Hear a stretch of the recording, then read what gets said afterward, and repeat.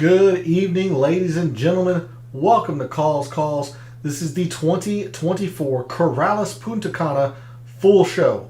That's right. We are doing the initial research, the data dive, and the DFS tactics all in one show for the Corrales Puntacana. While the Stars are playing at Harbor Town, we have an alternate field event to cover down in the Dominican Republic.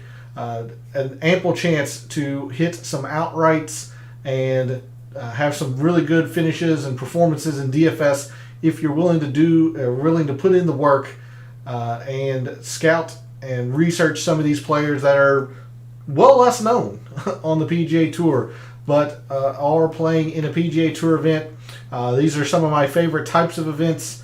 Granted, I'm a masochist. I love digging into the data, but you're able to get a leg up on a lot of others in the golf gambling community by looking at these alternate field events. So we have a lot to cover. Let's get into it. All statistics provided tonight and every night are from fantasynational.com. It is the best golf analytics tool out there for your money. There are a lot of great golf analytics tools out there, no doubt about that. I simply believe Fantasy National is the best. Gives you everything you need at the power of your fingertips. Lineup generators, model making, any kind of stat split any way you want and can imagine. So go check out fantasynational.com. You will not regret it. In the description to the video, there are links to all of the social media. First off, my X and Instagram, where today I posted some research around the Corrales Puntacana. The tournament has only been going since 2018, and one of those years I did not incorporate, similarly to the Masters, because of 2020. So the Corrales from 2020 is not factored in, but did give you some research on patterns that the winners fit, and the players who satisfy those criteria. So if you want to see the weekly research that I do on the PGA Tour, then give me a follow at your preferred social media site. X is also where I place my weekly betting cards and my top player usage in the DFS contest I play.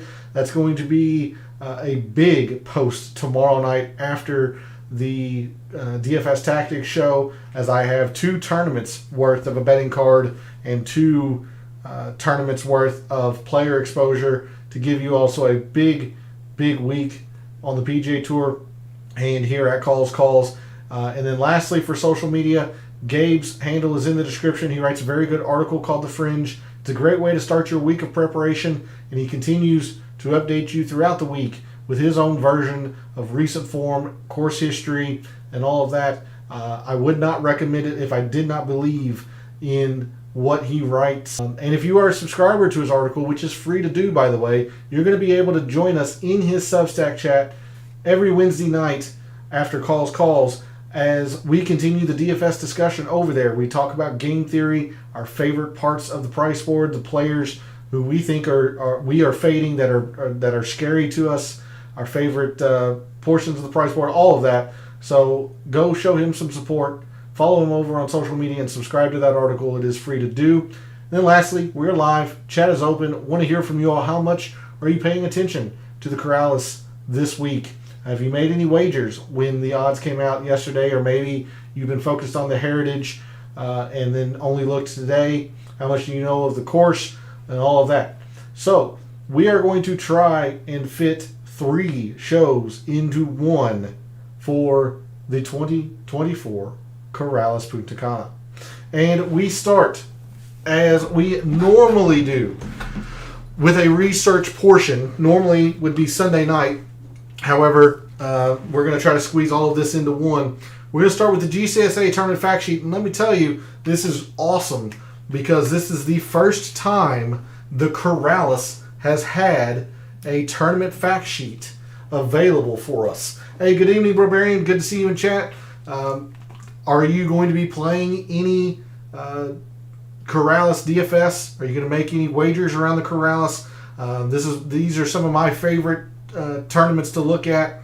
It feels like I feel like I gain an edge by looking at these alternate field events, these much less popular events to get a feel for players that are maybe on the periphery of the PGA Tour, but perhaps are in decent form and can come up and surprise others and help us later on down the road in DFS. And it gives us another avenue of potential to hit an outright. So I love these types of events. You got to be willing to put in the work around them. But it's good to see you this evening. Glad you could make it. Corrales Golf Course in Punta Cana, Dominican Republic. The one thing that I want you, don't always focus on the heritage. Yeah, most people are. Absolutely. And I mean, for good reason. It is a signature event. All of the main players are there. But there is a lot to be gained at these alternate field events, if you are willing to put in the work. So the one overarching thing that I want you to take away about Corrales, if you gain nothing else, this is one of the longest courses on the PGA Tour.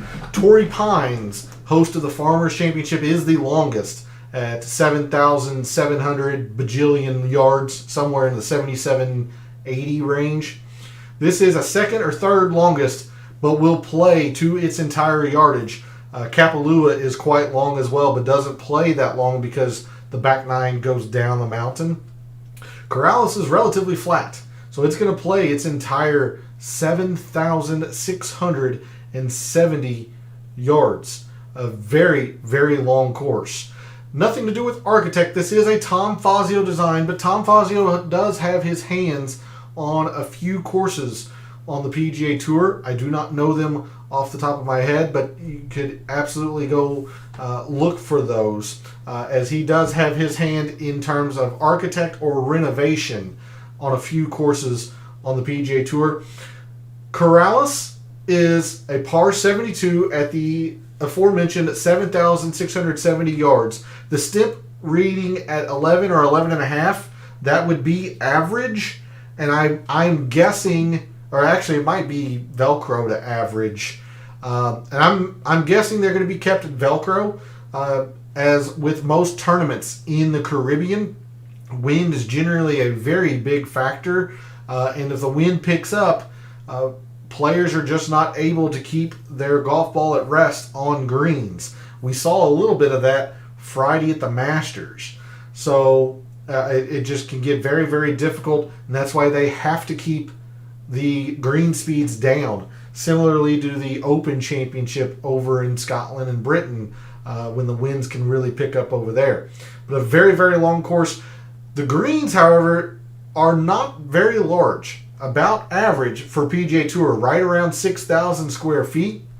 But you see the amount of fairway, 50 acres of fairway. This is, I believe, the third most acreage of fairway behind Vedanta, the Mexico Open, another Caribbean course. And I believe El Diamante, where we played the Worldwide Technologies this past fall, also was a little bit over 50 acres of fairway. So very, very wide fairways, very, very forgiving off the tee, with the exception of its tremendous length. Quite a few bunkers in play, 94 of them, so 3 or 4 per hole. 6 holes with water in play, and it mostly comes into play on the back 9, particularly on 16, 17, and 18 that run along the coast of the Atlantic Ocean. 17 is a long par 3 that you are hitting over the ocean, and then 18 you also have to hit over the ocean, or an alcove in the ocean to get to the fairway. So the back 9 is littered majority of the time, or majority of this with the water in play. The other unique thing about Corrales Golf Course, much like most of the Caribbean, these are paspalum greens. And I will tell you now that where our data is pretty limited on paspalum courses, that's just because it is not continental to the U.S. Now, the RSM Sea Island Resort used to have some paspalum greens, so you could maybe look there for a little bit of data. But whatever little data we have, we will cover tonight. But it is pretty darn limited because ShotLink is not around in the internationally or in the non-continental U.S. So Paspalum greens all the way throughout the course, and specifically Supreme Paspalum for what it's worth. So some notes here. This is indeed the second longest course on the tour. I felt like Kapalua might have been close to this yardage, but says right there, Corrales is the second longest course on tour. So that's what you need to know for Corrales for this week and moving forward, in future years. Very, very long course, 7,670 yards. Paspalum greens, which is very, very common among Caribbean-style events. This is a Tom Fazio design, so nothing to do specifically with Architect and Fantasy National, but a Tom Fazio design. Very, very forgiving fairways, very wide. A lot of bunkers and 6 holes with water in play. So with that, normally in a research show, we will move to Fantasy National. However, since we're trying to squeeze everything into one night, let's go ahead and take a look at Windfinder and take a look at the forecast for Corrales for the tournament this week. Nothing to do with Super Forecast. They would have Thursdays, so looks pretty even for the most part. So nothing to gain there with a wave advantage. And then Friday, much like Thursday, looks like the wind gradually picks up in the afternoon. That is typically the case. And it looks like Saturday and Sunday are about the same in terms of amount of wind. Low teens in terms of sustained, maybe gusts into the upper teens. Maybe some rain in the forecast later on Sunday, but I don't see this, washing out or anything. They have had some atrocious weather in the past here at the Corrales, but I don't see that happening, and it's just simply too far out away from the start of the tournament to try to determine a wave advantage for those who are playing DFS. So we're just going to be looking generically at some wind performance, and then I urge you, if you are playing DFS Corrales this week, that you take a look at Windfinder tomorrow and see if a wave advantage develops. But there's a look at our forecast for Corrales this week. With that, now we will move to Fantasy National. We'll do a little bit of some quick research, absolutely. I'm just going to go ahead and jump straight to the long course filter, since this is the second longest course on tour. So in the past 2 years on long courses, our top performers in the field this week: Sam Stevens, Kevin Chappell, Michael Kim, Hayden Springer, Nikolai Højgaard, Nate Lashley, Jimmy Walker, and Ben Martin, Henrik Norlander, and Victor Paris. Those are your top 10, thanks to a couple of the withdrawals: Eric Barnes, Matt Kuchar. In fact, there have been several field changes. You will see that these two players do have a tee time listed. They have withdrawn very recently, or very late this evening. So all 20 of these players are not playing in the Corrales this week. So do make a note of that if you are playing DFS. The biggest names, probably Cameron Champ deciding not to play, Kevin Kisner, who received a sponsor's invite to the RBC Heritage, Alejandro Tosti, who I believe qualified either through the Aeon Swing 5 or Next 10, but he is in the RBC Heritage field. Ben Taylor was the most recent. Matt Kuchar, Eric Barnes has played fairly well recently. So those are the biggest names that are not in the field this week. And if you see a star, that is what that is indicating. They are not playing in the Corrales. So there's your top performers on long courses. Let's take a look at some wind performance. I don't think it's going to get nearly as windy as it has in the past here at the Corrales, but we just went through the forecast in Windfinder. So our top performers in the field this week in moderate and windy conditions at the Corrales. Carson Young, Mark Hubbard, Sam Stevens, Scott Piercy, Michael Kim, Nate Lashley, Peter Quest, Callum Tarrant, Aaron Rye, Justin Suh, and Kevin Yu are our top wind performers in the field this week at the Corrales. Okay, again, don't want to do too much research or high-level overview stuff here. Let's go straight into the course breakdown very quickly. First thing I like to do is take a look at where par falls. And we see that par falls right around the 11th most difficult hole. That would signify slightly on the difficult end of average, and that's about what Corrales plays.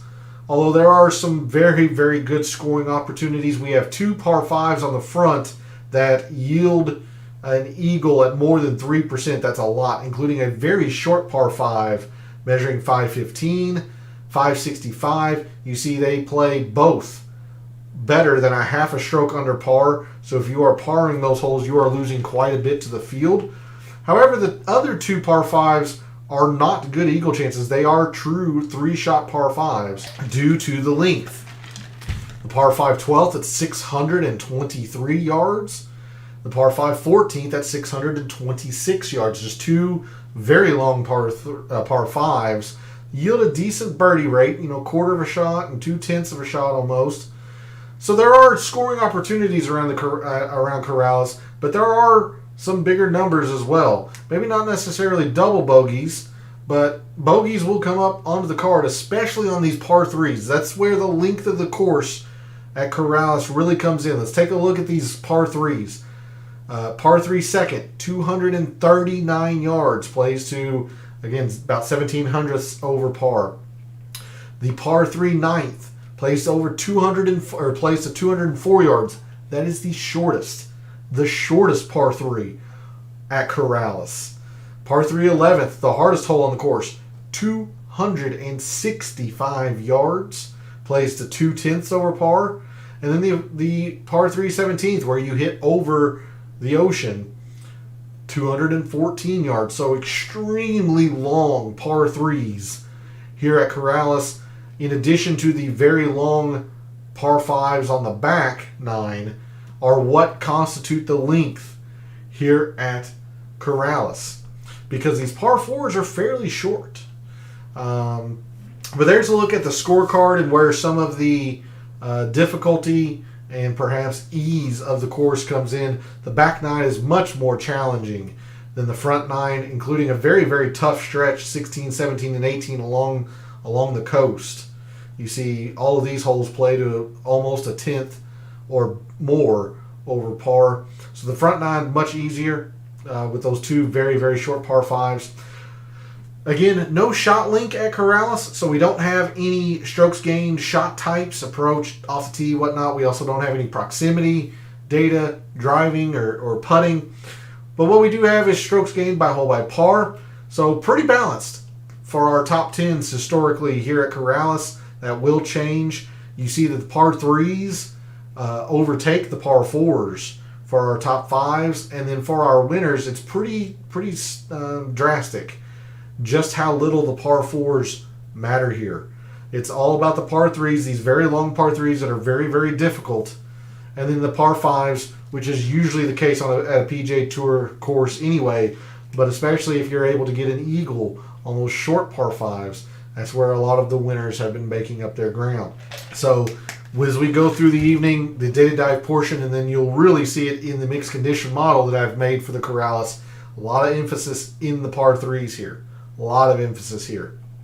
So there's a look at strokes gained by hole by par. Quick hole composition. We talked about the par 3s. All 4 measure over 200 yards. 2 under 225, 2 over 225, including the mammoth 265-yard par 3. There are 2 short, not drivable, but short par 4s, under 400 yards. We have the 399 and 387-yard par 4s. So 2 short par 4s, very short par 4s, and a bevy of shorter par 4s. 4 from 400 to 450. Just not a lot of length in the par 4s It's in the par 3s and then the par 5s, but 4 par 4s from 400 to 450, 3 from 450 to 5, and then the par 4 18th at 501 yards is the lone par 4 over 500 yards. Then the par 5s, we have one very short par 5, one medium length from 550 to 6, and then 2 over 600 yards that are true 3-shot par 5s. Scoring distribution, taking a little bit of a sneak peek in how difficult Corrales plays. Even though this is an alternate field event and a resort course, it is not a birdie fest. I do not want you to think this is a birdie fest. It can get difficult, especially with the wind. You see the birdies about 20%, bogeys at 14.5, a few doubles. So yes, there are more scores under par than over par, but these winning scores do not get into the 20s. And we can see that here in the historic cut line. It got to -2 in 2021, but has really been around even par. A couple years at -1, a couple years at even. Last year was +1. Not difficult, but certainly not a birdie fest. We're looking at an average difficulty course. Accuracy, much, much higher here. To be expected just because of how wide these fairways are. Over 71% fairways hit here versus 61 or 62% of the average tour event. These greens, in a combination of being just average size, which is small in relation to other Caribbean events. Most Caribbean events have humongous greens. These are actually average for the PGA Tour, which means they're small by Caribbean standards. That and the fact that the course is so long does mean that greens aren't hit as often as the average tour event, just slightly less. But the rough is not whatever little rough there is here is not difficult to play out of. 62% scrambling percentage successful versus 57.5%. Players, I shouldn't say players aren't afraid to. It's not very difficult around the greens and in the rough here at the Corrales. And then 3 putts, about average. So there's a look at the Corrales in terms of the scorecard and graphical view. It's very, very quickly moved to the historic conditions just to back up what I was mentioning about this being on the average end. It was very difficult round 1 and then 3 rounds that were pretty easy last year. Even though the cut line was +1, the highest it had been, the weekend played very, very easy. But for most of the time, it's generally average. A little bit more difficult in 2022. 2021 was all average.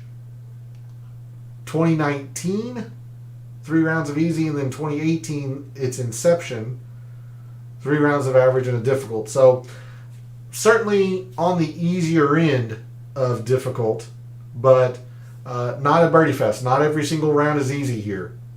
That's what I want to make sure I put forward and make that stick with you all. This is not a birdie fest. All right, let's see. Only because I mentioned it in the GCSA tournament fact sheet, I will go ahead and show you past Palom data, and it is pretty limited. There we go. Look, 22 rounds from Scott Piercy. Just our best past Palom putters the past couple of years. Brandon Wu, Ben Silverman, Martin Trainer, Wilson Furr, Henrik Norlander, James Hahn, Trace Crow, Ben Griffin, Ryan McCormick, and Chan Kim. So apologies for any confusion there. That's why you always look and make sure you've removed all your filters. All right, so I wanted to start with the past Palom because that's the only time I'm going to cover past Palom this evening. All right, let's take a look at off the tee, and I'm going to focus on long course for off the tee. And this is in the mixed condition model, but just to give us a quick look at it, our top off the tee players on long courses in the field this week: Kevin Yu, Kevin Doherty, Joseph Bramlett, Mark Hubbard, Garrick Higo, Chan Kim, Davis Thompson, Rico Hoey, Johnny Vegas, and Ben Martin and Ryan Palmer are our top 10 or 11. And off the tee on long courses. All right, we're going to bring this back in to the 2024 season for the last 2 things. approach and around the green. Again, I am a strokes gained approach preferred analyst. This is the skill set that I much prefer in players, as I believe it is the most consistent and conducive for long-term success on the PGA Tour. So, our top strokes gained approach players in the field this week: Joel Damon, Mark Hubbard, Victor Paris, Ben Martin, Aaron Rai, Johnny Vegas, Doug Gim, Grayson Sigg, Bud Cauley, and Henrik Norlander. Our top around the green players: Ches Reavie, S.H. Kim, Roger Sloan, Ben Griffin, Josh Teeter, Jorge Campillo, Alex Noren, Austin Cook, Davis Thompson, Joe Highsmith. Okay, I'm going to remove that just in preparation for the next page view that we go to. But let's take a look, transition into the data dive show, or portion of the show, if you will. Let's take a look at some specifics around Corrales and see what metrics we want to focus on. Of course, again, mentioning we don't have shot length, so no strokes gained. Looking at distance, quite volatile. We've got a year, 2022, when Chad Ramey won, that distance was a negative factor. You just didn't need distance at all. We've had a couple of years where distance was a big factor, and one where it was a decent. So very, very Jekyll and Hyde. As a statistician, I hate this. There's no consistency here. My guess is that I think driving distance will matter a little bit, but it's certainly not to the level of, say, the Farmers, the Masters that we put some emphasis into. Fairways absolutely don't matter at all. This is a very, very low number. These fairways are extremely wide. Almost everybody's hitting them, so nothing to be gained there.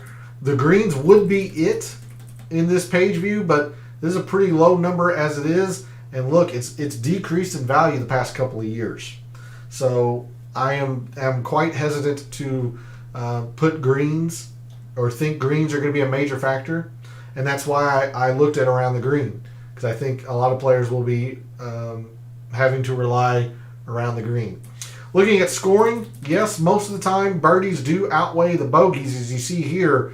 But we looked at the Heritage last night in this aspect, and you see it's quite a bit higher in terms of birdies gained. Somewhere like the Valero, quite a bit higher. With bogeys and birdies being so basically even, we're going to be looking at bogey avoidance. That is the more apt filter metric to look at for the Corrales. We'll be looking at bogey avoidance, and then where we're going to be able to do most of our research for the Corrales. Let's look at the specifics around the par 3s, par 4s, and par 5s. So you see these par 3s, they've never, ever played less than 200 yards. Even when they move tees and pins around, they've always been at least 200 yards. Now, a couple of the years, last year and in 2021, the 200 to 225 were, a decent bit more important than the two long ones. And then you have 2 years where they were pretty even. So if you wanted to hedge a little bit, you could probably say that the 200 to 225 are more important. But as we'll see in the mixed condition model, I just singled out both of these ranges because I didn't want to look at all or strokes gained total par 3s because there's none in these two ranges. So I'm just looking at these two ranges of par 3s. The best example I can give you of this is Billy Horschel. Billy Horschel is one of the best par 3 performers on the PGA Tour in terms of strokes gained par 3. I'm going to jump ahead just a little bit. I know the vision's skewed. I apologize. But Billy Horschel is number one in this field in terms of par 3 performance. But look at his performance on the very long ones. It's actually atrocious. And he's, good, not great, at the 200 to 225.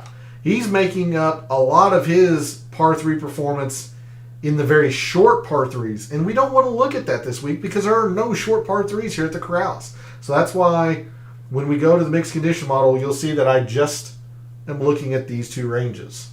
So A little bit of foreshadowing, a little bit of jumping ahead there, but that is why that I separated out just these two ranges, because there are players that are adept at short par threes, and then there are players that are adept at long par threes. We definitely want to find the players this week at the Corrales who are better at the long par threes. Moving to par fours, we have a decent little bit here, about a 4, a little bit less than the tour average, and a pretty similar feel across them all.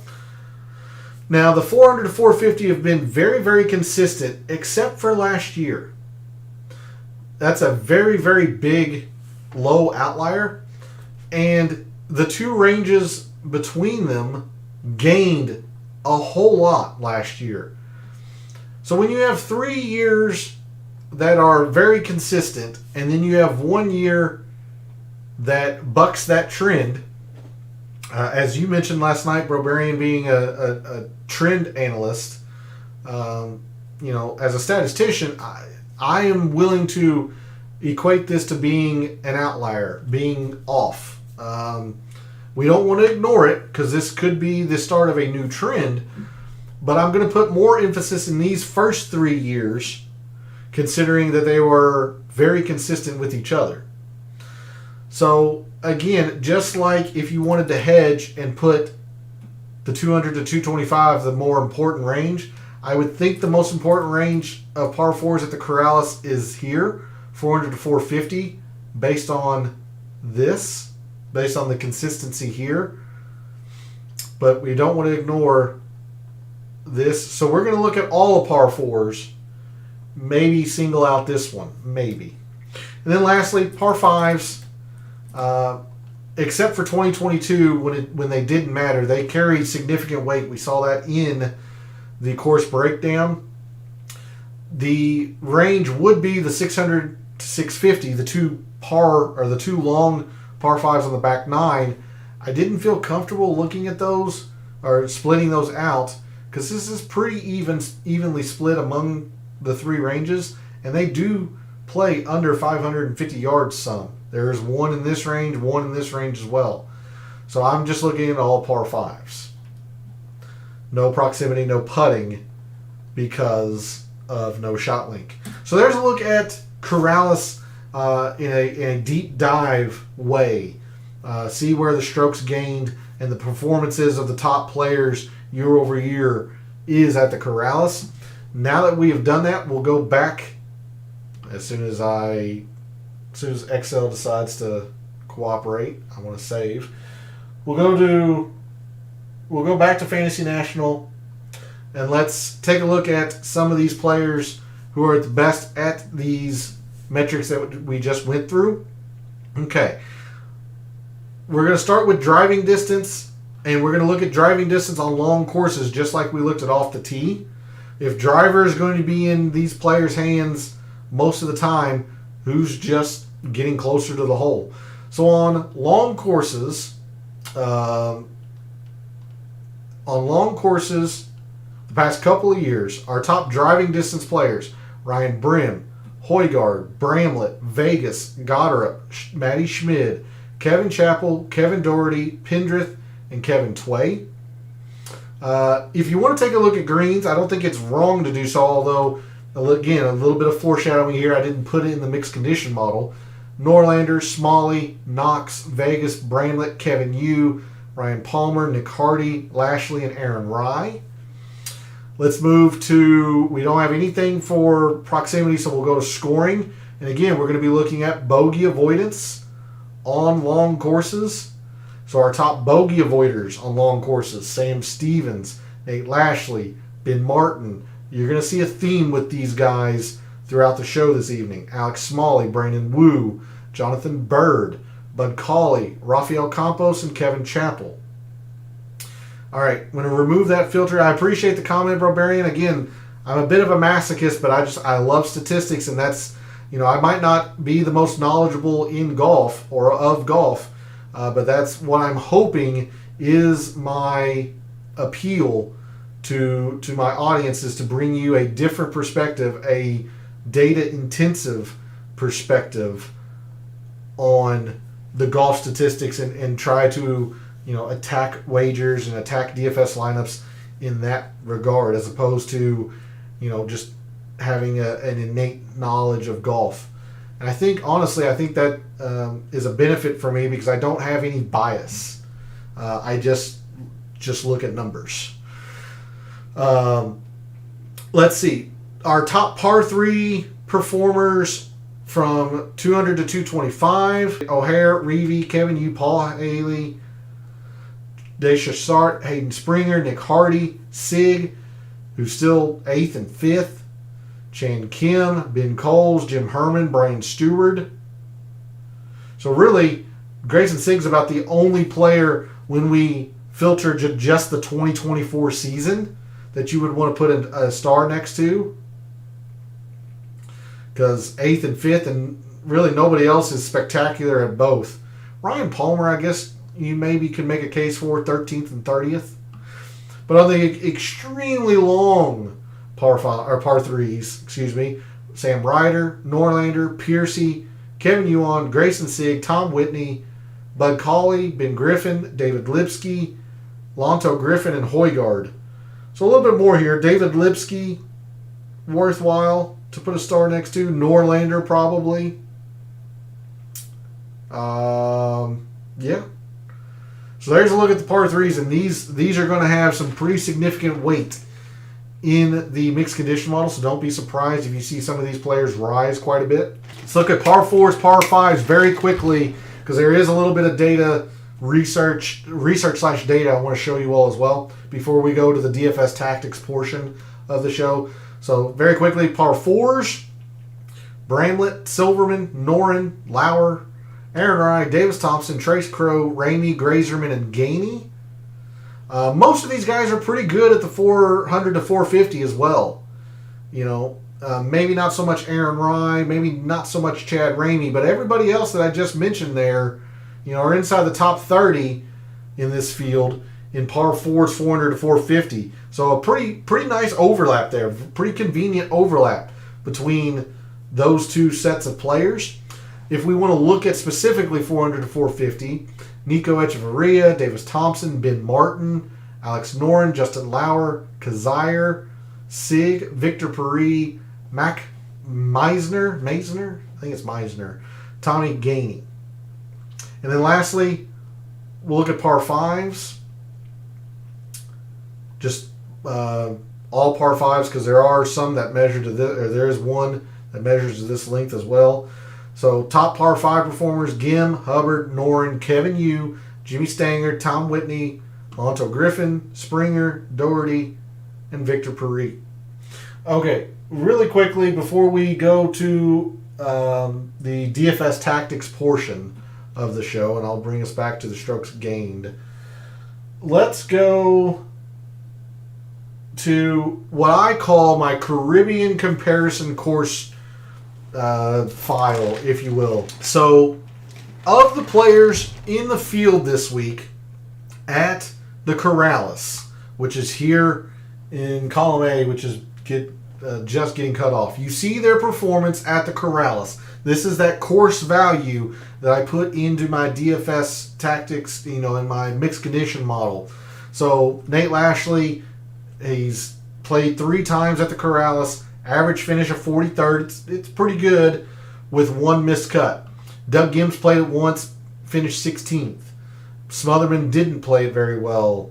Trying to find players like Rafael Campos is 3 for 4, average finish of 36th. Chad Ramey has played this twice. He had to withdraw last year, so those stats don't get brought in per Fantasy National. So per Fantasy National, he's only played it once and he won it. So you can't get much better than that. Vincent Whaley, 2 for 2, average finish of 28th. So that is what this column is. Now these 3 columns are the other consistent Paspalum courses on the PGA Tour. I know I called it the Caribbean Comp course, but it's basically Paspalum. And they're all Caribbean in and of themselves anyway. So Mexico, the Vedanta, is a very good comparison course. Puerto Rico, Cocoa Beach, that golf course is a very very good comparison course. And then the Worldwide Technologies, this was a change this past fall when we went to El Diamante, not Mayakoba and El Camaleon. So you see, a player like Nate Lashley has played these comparison courses very, very well. 2 for 3, average finish of 39th in Mexico. 2 for 3, average finish of 32nd at Puerto Rico. He top 10 to the Worldwide Technologies. Doug Gim has played the comparison courses very well. Brandon Wu has been exceptional at 2 of the 3. 3 for 3, average finish 6th.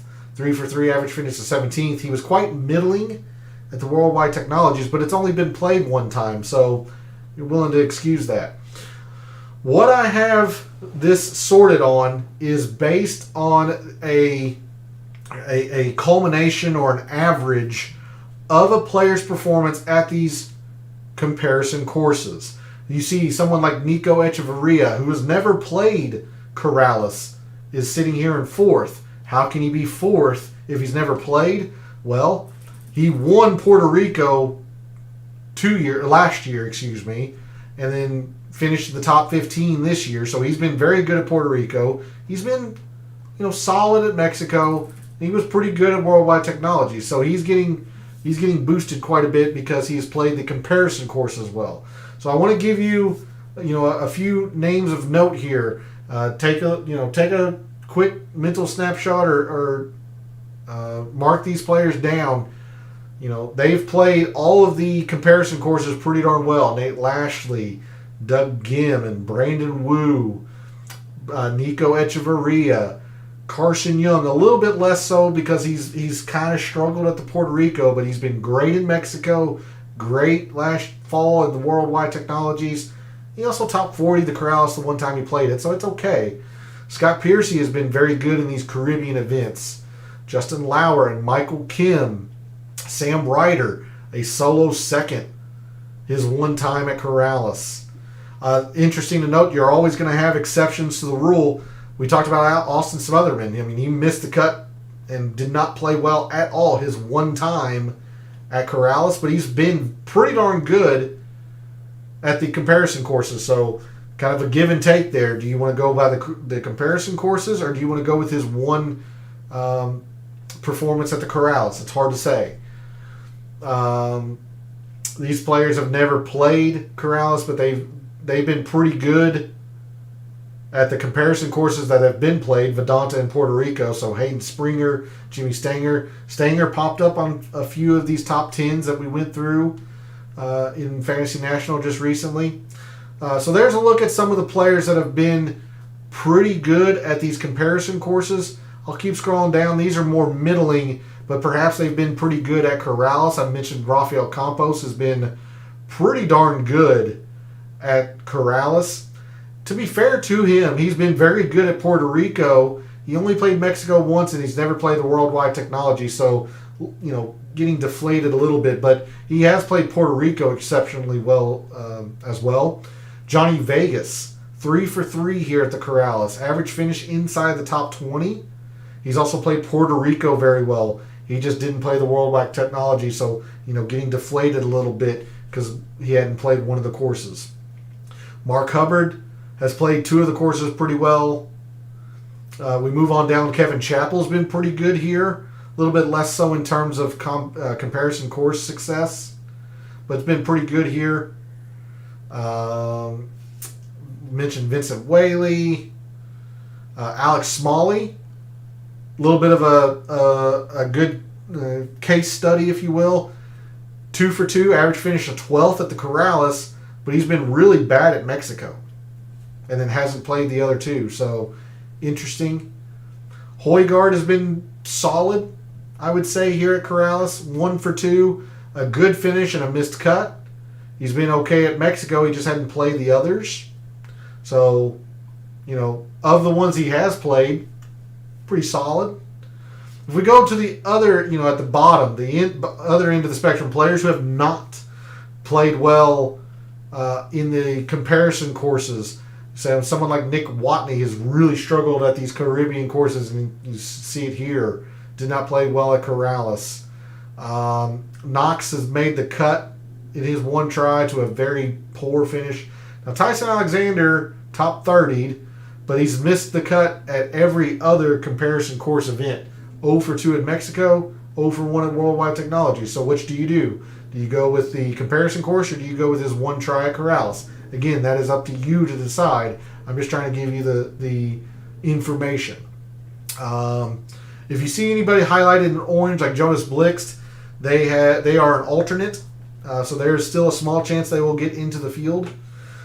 The most interesting study for me, I think, in really contrasting Corrales' specific performance versus comparison course, is someone like Tyler Duncan, 4 for 4 here at the Corrales.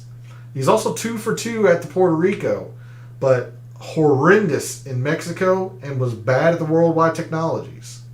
Someone like Grayson Sigg, who popped a lot on the top 10s throughout the Fantasy National portion. 2 for 2 here at the Corrales. Very solid inside the top 20. 3 for 3 at Mexico, but was very bad at Puerto Rico, very bad at Worldwide Technologies.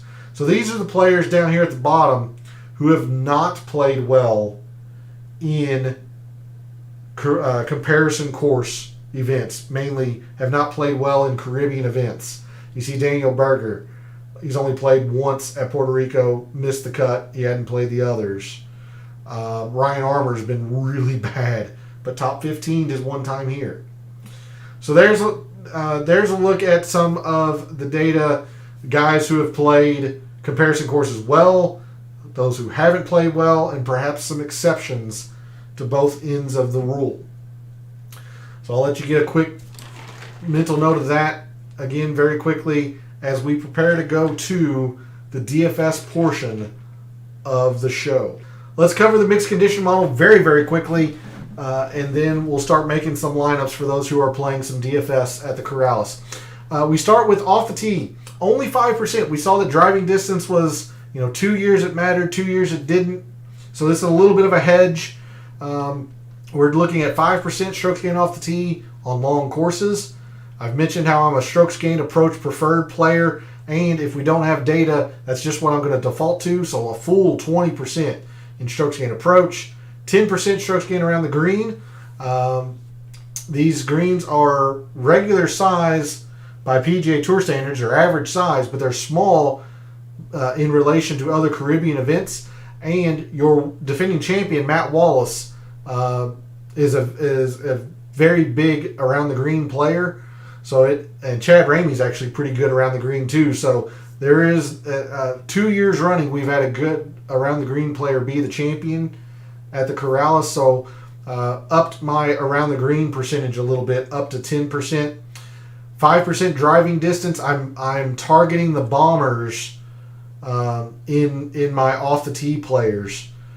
Fairways just kind of don't matter. They're very, very wide. So I just want to see who hits the ball the furthest off the tee. 15% bogey avoidance on long courses. We saw that this was more important than birdies gained. And then to round out the mixed condition model, look, I mentioned it, heavy emphasis in the par threes, and there's only 2 lengths of par threes here at Corrales. So 10% from 200 to 225, 10% from 225 plus. Just a heavy emphasis on these par threes this week. 5% on total par fours, 5% on the par fours that seem statistically to matter the most, 400 to 450. We'll see if last year was the start of a new trend or just an outlier. And then we round the mixed condition model out with 15% in par fives. There's a look at the mixed condition model that I have made for the Corrales. My number one player at the Corrales this week is Ben Martin. Grayson Sigg, second. Doug Gim, Mark Hubbard, and Alex Noren round out my top 5. Bramlett, Lashley, Norlander, Sam Stevens, and Davis Thompson round out my top 10. Not much to talk about in terms of who my top 10 are. Let's just go quickly, and I mean try to be quick about it. Going through the price board, we can't really talk about, well, we'll just have to skip Andrew Landry. He was the person who came into the field the most recent, and in fact, DraftKings had not entered him into the player pool. So his salary right now is nah. So we'll just go down one line. I would guess he's going to be in the 5,000s, but I truly don't know. He's not out there yet. So not a whole lot to talk about in terms of where our fellow contestants are going or not going in terms of the price board. I'll give you my best guess, but with so few members having looked at the Corrales yet, the data is just not stable yet. So in the 10Ks, we have two players, Højgaard and Noren. I like them both, but I'm probably going to go Højgaard.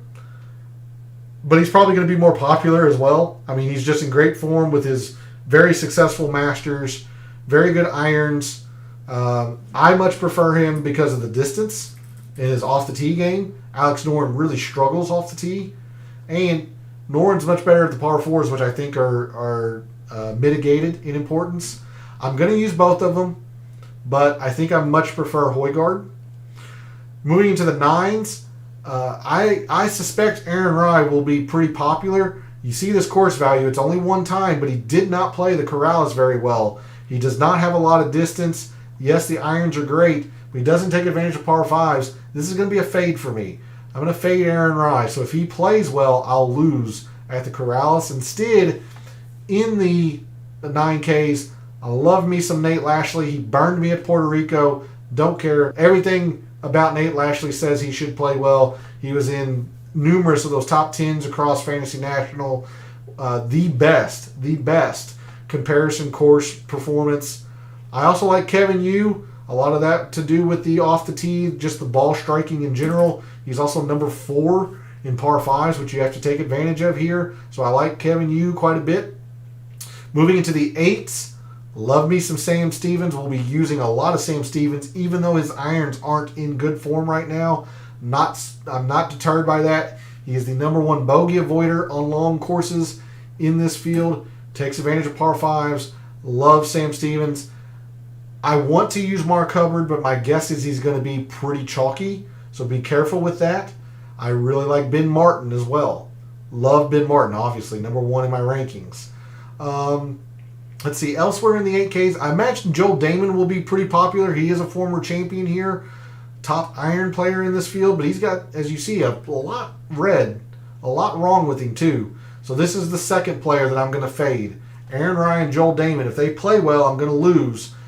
These are, I can't say full fades, but I'm going to fade them pretty heavily because I think they will be quite heavily owned.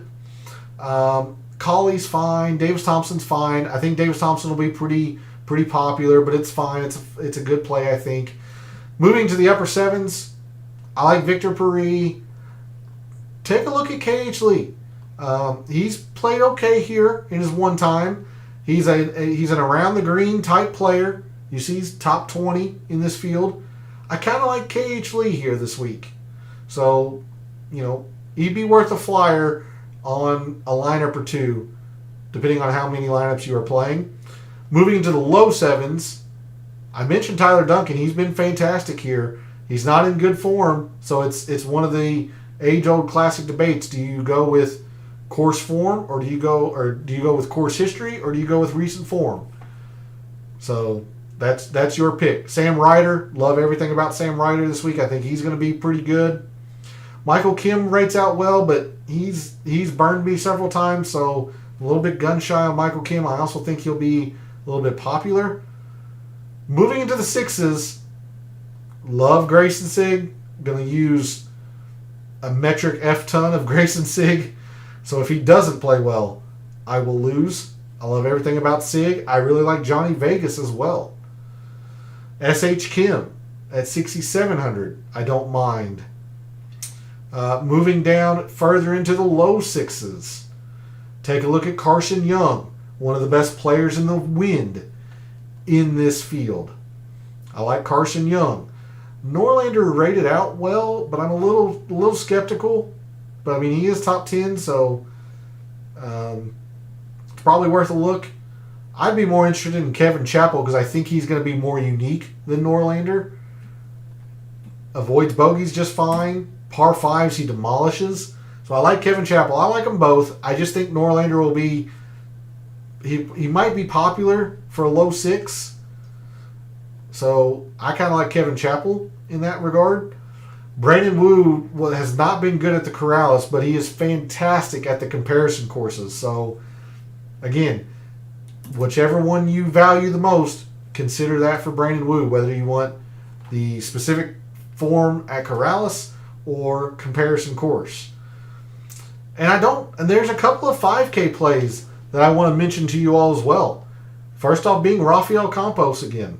I mentioned him quite a bit at Puerto Rico. I mentioned him at Mexico. The dude's Caribbean in of itself, but he just plays these Caribbean events really well. So I'm going to be using quite a bit of Rafael Campos. Jonathan Bird is somebody that I want to highlight. Look at this course value here. He is 3 for 3. Average finish inside the top 35 at the Corrales. Number two in bogey avoidance on long courses. So if you're gonna try to get really, really greedy, say maybe stack a Højgaard and a Noren, or Højgaard and a 9K like Doug Gim or Kevin Yu, all the way down at 5,700. I don't hate Jonathan Bird. Let's see. I think there was one more player that I wanted to highlight, but it was mainly those. So I don't think I'm going too much further. Nope. Okay. So a little bit of a rush there in terms of looking at the price board, but I want to make sure I leave some amount of time to talk about lineups. But 5K plays, Campos, Jonathan Bird, even David Lipsky, I don't hate, but I would use Nico Echeverria based on the comparison course. Okay, let's try to make some lineups here very, very quickly. Of course, we won't be able to use Andrew Landry because we don't know his salary.